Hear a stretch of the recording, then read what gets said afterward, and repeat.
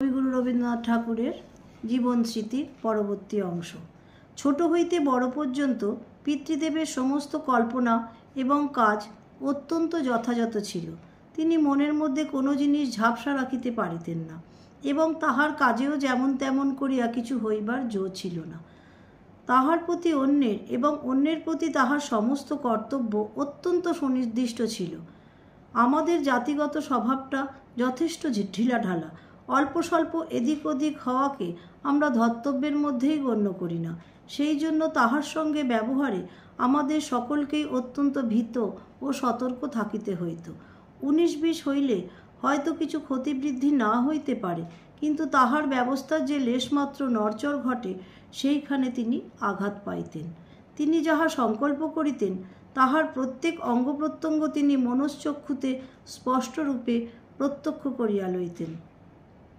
এই জন্য কোনো ক্রিয়াকর্মে কোন জিনিসটা ঠিক কোথায় থাকিবে, কে কোথায় বসিবে, কাহার প্রতি কোন কাজের কতটুকু ভার থাকিবে, সমস্তই তিনি আগাগোড়া মনের মধ্যে ঠিক করিয়া লইতেন এবং কিছুতেই কোনো অংশে তাহার অন্যথা হইতে দিতেন না।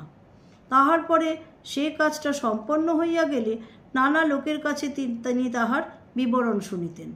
প্রত্যেকের বর্ণনা মিলাইয়া লইয়া এবং মনের মধ্যে জোড়া দিয়া ঘটনাটি তিনি স্পষ্ট করিয়া দেখিতে চেষ্টা করিতেন। এ সম্বন্ধে আমাদের দেশের জাতিগত ধর্ম তাহার একেবারেই ছিল না। তাহার সংকল্পে, চিন্তায়, আচরণে ও অনুষ্ঠানে তিলমাত্র শৈথিল্য ঘটিবার উপায় থাকিত না। এই জন্য হিমালয় যাত্রায় তাহার কাছে যতদিন ছিলাম, একদিকে আমার প্রচুর পরিমাণে স্বাধীনতা ছিল, অন্যদিকে সমস্ত আচরণ অলঙ্ঘ্যরূপে নির্দিষ্ট ছিল। যেখানে তিনি ছুটি দিতেন সেখানে তিনি কোনো কারণে কোনো বাধাই দিতেন না। যেখানে তিনি নিয়ম বাঁধিতেন সেখানে তিনি লেশমাত্র ছিদ্র রাখিতেন না। আজ এই পর্যন্ত। পরবর্তী অংশ পরবর্তী দিনে। নমস্কার। কবিগুরু রবীন্দ্রনাথ ঠাকুরের জীবন স্মৃতির পরবর্তী অংশ। ছোট হইতে বড় পর্যন্ত পিতৃদেবের সমস্ত কল্পনা এবং কাজ অত্যন্ত যথাযথ ছিল। তিনি মনের মধ্যে কোনো জিনিস ঝাপসা রাখিতে পারিতেন না এবং তাহার কাজেও যেমন তেমন করিয়া কিছু হইবার জো ছিল না।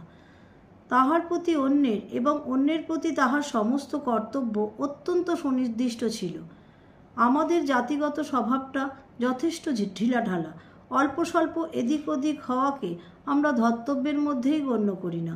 সেই জন্য তাহার সঙ্গে ব্যবহারে আমাদের সকলকেই অত্যন্ত ভীত ও সতর্ক থাকিতে হইত। 19-20 হইলে হয়তো কিছু ক্ষতিবৃদ্ধি না হইতে পারে, কিন্তু তাহার ব্যবস্থার যে লেশমাত্র নড়চড় ঘটে সেইখানে তিনি আঘাত পাইতেন। তিনি যাহা সংকল্প করিতেন তাহার প্রত্যেক অঙ্গ প্রত্যঙ্গ তিনি মনশ্চক্ষুতে স্পষ্টরূপে প্রত্যক্ষ করিয়া লইতেন। এই জন্য কোনো ক্রিয়াকর্মে কোন জিনিসটা ঠিক কোথায় থাকিবে, কে কোথায় বসিবে, কাহার প্রতি কোন কাজের কতটুকু ভার থাকিবে, সমস্তই তিনি আগাগোড়া মনের মধ্যে ঠিক করিয়া লইতেন এবং কিছুতেই কোনো অংশে তাহার অন্যথা হইতে দিতেন না। তাহার পরে সে কাজটা সম্পন্ন হইয়া গেলে নানা লোকের কাছে তিনি তাহার বিবরণ শুনিতেন। প্রত্যেকের বর্ণনা মিলাইয়া লইয়া এবং মনের মধ্যে জোড়া দিয়া ঘটনাটি তিনি স্পষ্ট করিয়া দেখিতে চেষ্টা করিতেন।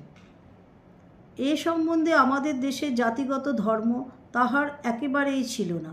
তাহার সংকল্পে, চিন্তায়, আচরণে ও অনুষ্ঠানে তিলমাত্র শৈথিল্য ঘটিবার উপায় থাকিত না। এই জন্য হিমালয় যাত্রায় তাহার কাছে যতদিন ছিলাম, একদিকে আমার প্রচুর পরিমাণে স্বাধীনতা ছিল, অন্যদিকে সমস্ত আচরণ অলঙ্ঘ্যরূপে নির্দিষ্ট ছিল। যেখানে তিনি ছুটি দিতেন সেখানে তিনি কোনো কারণে কোনো বাধাই দিতেন না। যেখানে তিনি নিয়ম বাঁধিতেন সেখানে তিনি লেশমাত্র ছিদ্র রাখিতেন না। আজ এই পর্যন্ত। পরবর্তী অংশ পরবর্তী দিনে। নমস্কার।